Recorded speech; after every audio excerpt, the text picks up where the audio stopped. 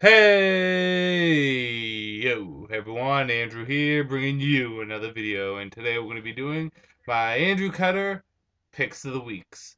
Now, for those of you new to my channel, know nothing about this video series, basically what I do is I take a look at this week in DC Comics. Then I select the comic that I enjoyed the most and declare my Andrew Cutter Pick of the Week. Now, if at any time during this video you see a comic that you like expand on a bit further, don't worry, I did a review of almost each and every single one of these in the previous video. All you have to do is check that video out. It's back on my channel.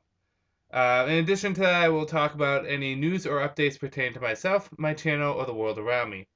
And I do have some very important news for you guys involving myself that I think everyone should hear. Before I get into that, which I'll get into right after I talk about the Andrew Cutter Picks of the Weeks, I did forget a comic this week.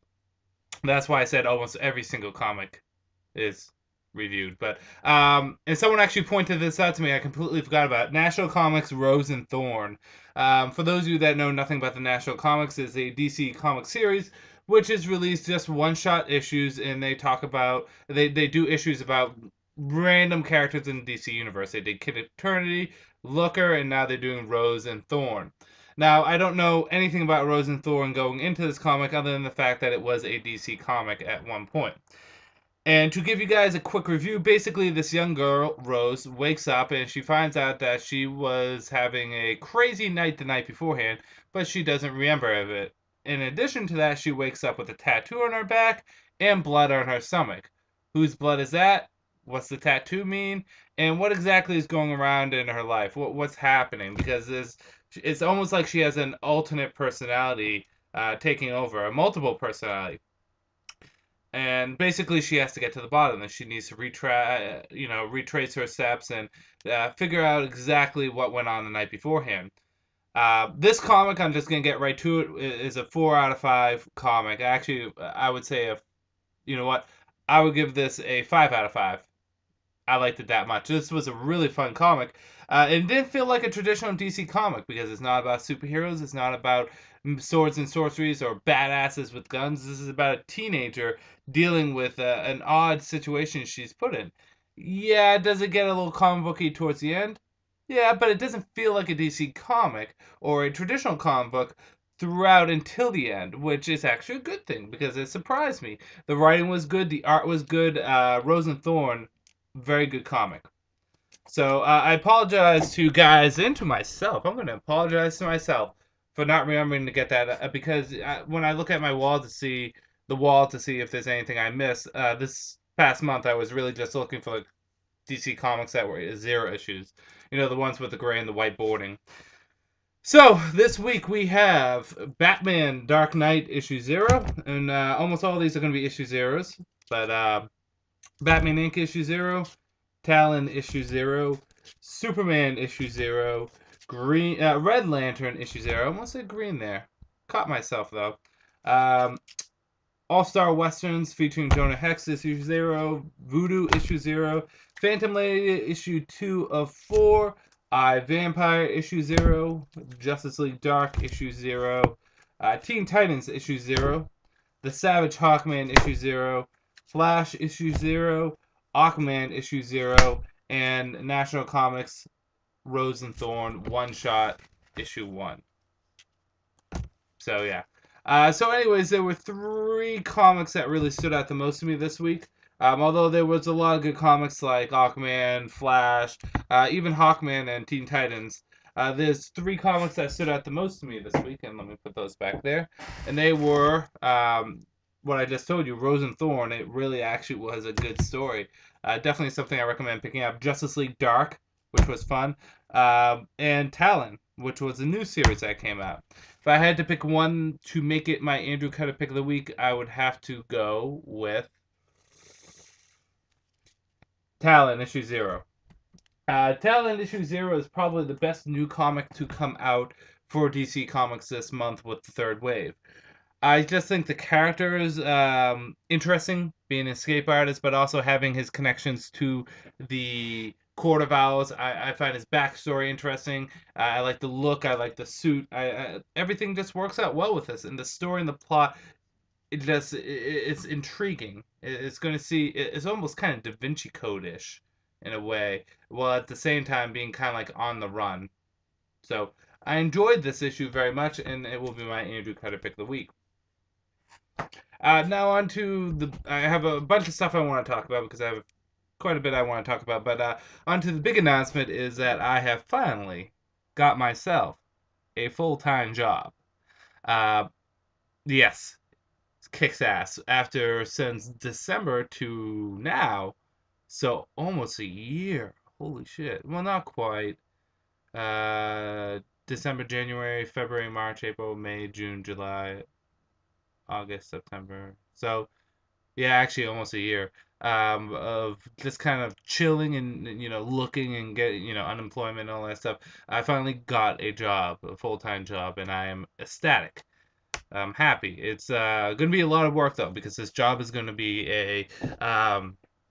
it's with a, I won't say what the company is, but it's with a well-known company.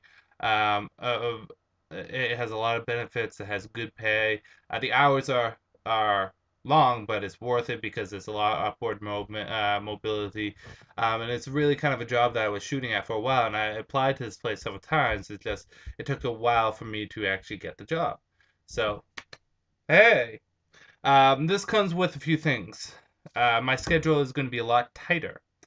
So, the one thing I promised you guys after graduating college is that I would, until something extreme happens, or until I get a kid, because that's probably going to be what makes me stop. But until something extreme happens, until I am unable to do it for whatever reason, I'm going to try to continue doing my reviews on a weekly basis. It's just something that I'm going to continue to try to do no matter what. It's something that I want to do. It's not just because any obligation I have. It's something that I want to do because it's something I enjoy. I enjoy talking to you guys. I enjoy doing videos with you guys. I enjoy being part of this community that we have. It's awesome. So what I'm going to do is, my first week kind of starts next week. It's a shadowing week, and after that, it's going to be the first week. So we'll see where the job goes, but I'm probably going to do my reviews from now on Friday, and that gives me enough time to actually read my comics and go from there. I want you guys to give me your opinions on this. Are you guys okay with me doing my reviews on Friday? Is that or do you want the reviews right away on Wednesday? Because it would be a lot easier, a lot less stressful for me to do them on Friday because it gives me those extra days to get those comic books and to read them and to have a full review of you guys for you guys. I mean, you also have to consider I have to take into consideration many other things. I mean, my fiance is one thing I have to take into consideration. Karate, working out, bills, various different stuff I have to do to function in the world. So, but comic books are a big part of my life, and it's something that will always be part of my life. So, um, let me know what you think. Moving my reviews to Friday, is that okay? Keep me posted.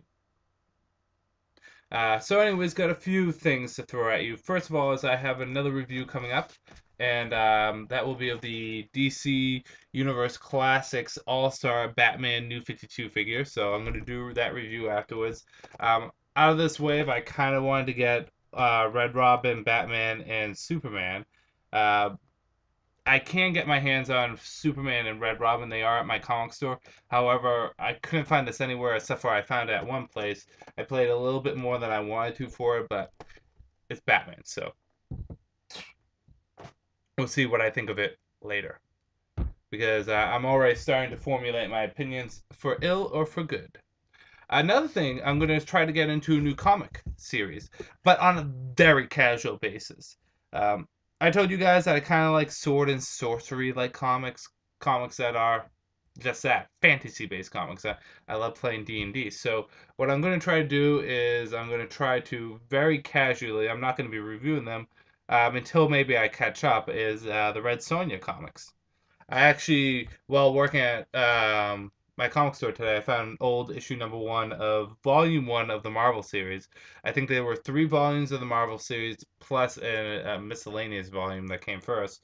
And here's volume 1. And I did my research, and Red Sonja actually, and I kind of knew this beforehand, actually appeared first in Conan the Barbarian Marvel series, volume 1, issue 23. But I got this just more or less because, hey, it's issue number 1 of one of the series, and I kind of wanted to just get a little glimpse of what she was like at Marvel. But I got, I have in my box up to issue 10. We have all the way up to what we need, and the great thing about Red Sonja is there's so many covers that there's so many copies. So again, I'm gonna pick up maybe an issue a week or something, or maybe an issue a day, or I don't know, wherever, whenever I feel like picking it up. But I did read issue 0, and I did enjoy it for what it was, and I got up to issue 3. So this is going to be more or less casual reading, but I do like Red Sonja. And don't get me wrong, Red Sonja is your stereotypical what the hell kind of fantasy character. Look at her. This is the wrong picture to paint for a female character in a fantasy setting. That chainmail will do nothing for her. Let's do a little compare and contrast between my character from D&D, and this is an artistic, I don't know. This is my drawing of one of my D&D characters, Lacey. Now, while Lacey may not be the most well-armored person, she's also a cleric, so she doesn't need heavy armor, unlike my guy Angelus here, who needs a lot of heavy armor. But if you notice, Lacey's well-clothed. She is very, respectable, and she has armor in the right places. Maybe not the abdomen region right here, but besides that, she's well armored.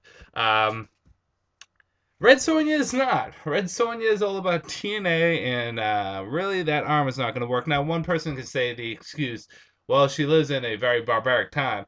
That's true, and I could kind of let that slide, but even in a barbaric time, they had armor that covered everything.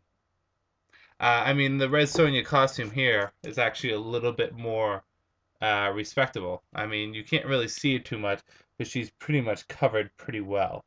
And I actually like that costume, and I like this cover too. Yeah, you think she doesn't see the skeleton, but look at that shield. She sees the skeleton. She sees it. So I am going to be picking up Red Sonja as a very casual thing on the side because it looks fun. And I read issue 0, and although not a lot of dialogue was in issue 0, it was kind of fun. Last thing I want to talk about is a little thing that I did. Is I'm going to be putting these up in my room, but I got 7 frames, and I want to frame my room. And basically, I have 2 copies of each number 1 from the Justice League family here. So I got Justice League, and I'm gonna be framing these. Well, I did frame these, and I'm gonna put them up on my wall. Batman, Wonder Woman. Again, these are all the Justice League members. Superman, Green Lantern, Aquaman, and Flash. It's a pity there's no Cyborg issue number 1. Hint, hint, DC Comics, because I would definitely have that here. But, I kind of want to just have a nice little display of my New 52 comics, because, some people are up in arms and still upset about the New 52 and saying, I've been loving it. I've been loving it. So I kind of want to just, I was thinking maybe something right there, or maybe something right there, maybe right next to the Batman. Who knows? I kind of want to do an arcing theme with the Justice League in the center, and go down from there. But who knows? We'll figure it out when we get to it. So yeah, that's really all I have to say and talk about. I'll get a review up of that All-Star Batman Classics soon. Okay? This is Andrew saying peace out for now.